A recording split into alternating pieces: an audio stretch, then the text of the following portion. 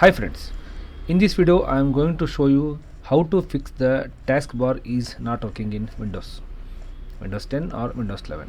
For this, in the keyboard you need to press the Control Shift and Escape button to open the task manager.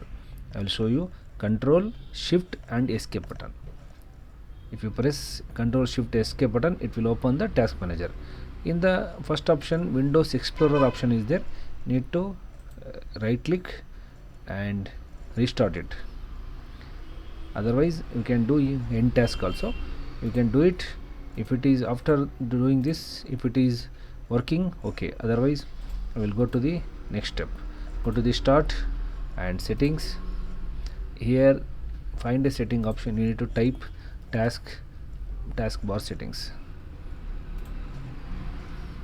In the taskbar settings you can see lot of options is there here. Lock the taskbar. If it is on, it should be on.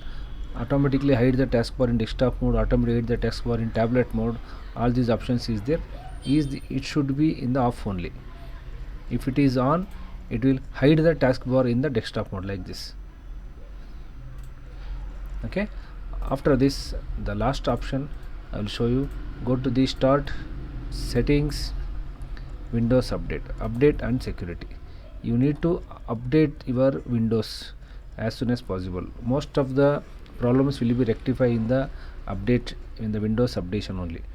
Once if it is update completely, all what are the minor issues will be there in Windows, everything will be solved.